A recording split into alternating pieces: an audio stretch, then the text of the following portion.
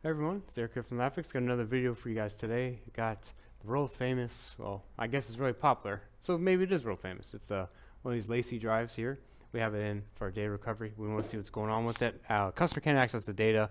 They really want their data off of here, right? That's why they come in here for it. So what we know, this one is actually a USB drive, and we want to be able to access it in a better way, because usually what do we know? We showed videos about these even before. When you remove these, you see the actual drive that's inside there, and then we want to work with the drive.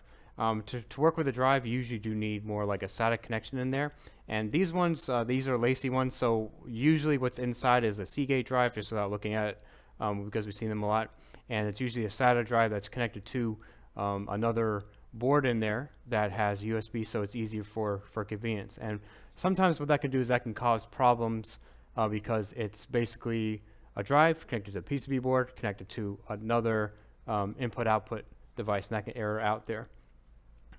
We don't believe that that is really the problem, that there is a problem with that, at least the connector for the SATA to the USB, because it seems like power is coming into it, but it seems like it's making a noise, so at least that's what the customer's doing. So what we want to do is, if we know about that, most likely there can be damage physically to the drive itself there. Maybe there is a head issue or something else going on, so that's something we need to take a look at. But we want to make sure we give the best chance for that, and we don't want to have any problems. So let's go ahead, open this up fully there, and see what we got. Okay, so what I'm going to do, I'm just going to remove it from here, because it has that nice bumper, and it has a nice aluminum casing, I believe. And we see, oh, I thought this is a regular drive. And then there's little torque screws on the bottom here. And it never says anywhere. A lot of these drives, they don't tell you even how big they are anywhere until you open it completely or you plug it in, right? They never do that. I'm not sure why. Let's see if I could bring this one. Nope. Let's see, it's smaller. How about this one?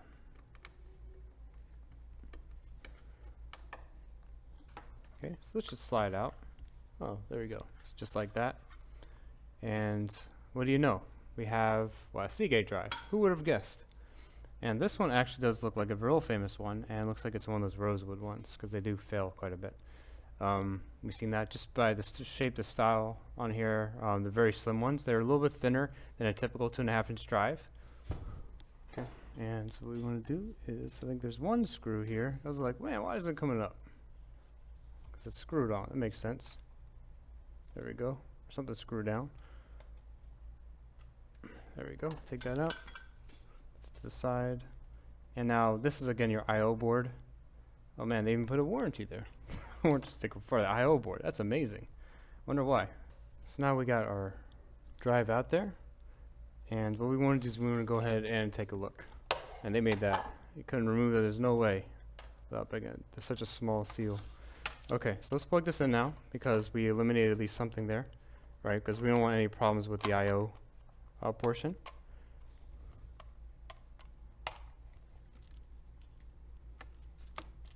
Okay, so let's go ahead and plug this in.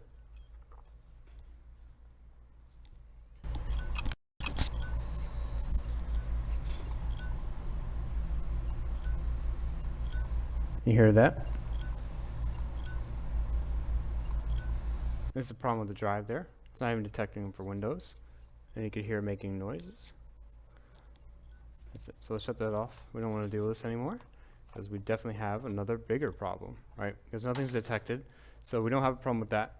We have a problem with the main drive. Now this is a very common drive that we see in our type of line of business. These ones. So usually there's a problem with the head, and sometimes even the heads too. When we get any type of donors for this one, sometimes you can't really tell until you open it, even if it matches up the certain things that we do require here for that. So we're opening up the drive in our clean room, and we can see a few things immediately. Obviously the biggest tell is that there's this big circle around there, and that circle is not supposed to be there, because that means that the platter is scratched. And usually if you hear any clicking or grinding noise, that can be the case, especially if there's any type of weak head. It can damage the drive itself. And we also see that there's little flakes on the drive, and that's usually from the debris, right, from the damage to the drive. And we can look even closer. If we actually see our green light, you can actually see there's a second little perfect ring around there. It's very, very hard to see there, but it is actually there as well. And obviously the green light does help show more debris as well. But that second scratch really is a lot less noticeable unless you get that light on there. Now this drive, it's a much smaller drive. It only has one platter, and that makes it extremely difficult, if not most likely unlikely to get the data. In this case, we're not really able to get the data for this customer. So unfortunately for this case, with this type of drive, there seems to be a little bit too much damage to actually extract any type of data, especially in the case where there's this much damage to the platter itself, especially the fact that there is actually one platter here. So it's just really unfortunate for that. These are usually some of the worst cases that you actually really do see, especially in this type of industry. For that, usually if there's a problem with the head, if it's a broken head or anything, or a damaged head, you can usually try to get a replacement one. We can do that in our clean room, which we actually do as part of what we do for data recovery, right? So we do have those tools for that, but we also do have other external data recovery tools to help us, because even when you replace that, you still have issues extracting the data. It makes it a lot more difficult to do anyway. And in fact, and for these rosewood drives anyway, even on top of all this, these drives are usually built that way. They're very, very thin drives, and now you can see this one does have only one platter.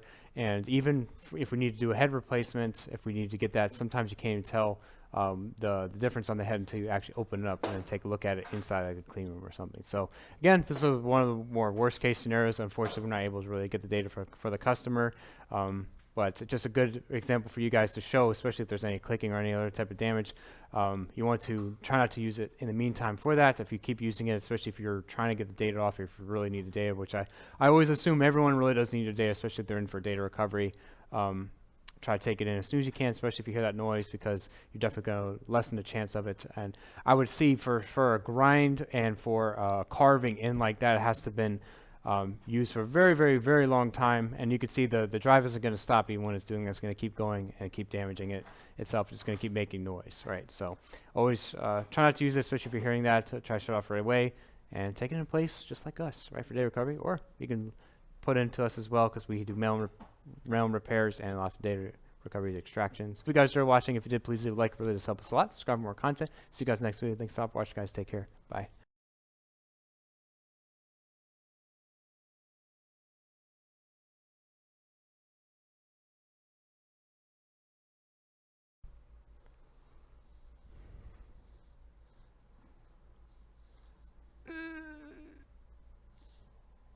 Wait, oh, you guys are still here. You know the video's over, right? You could check out our other videos on the channel if you're interested. We got lots of cool, fun things on there. If you want to go ahead and check it out. If you want to. Data recoveries, liquid spills, board repairs. Yeah.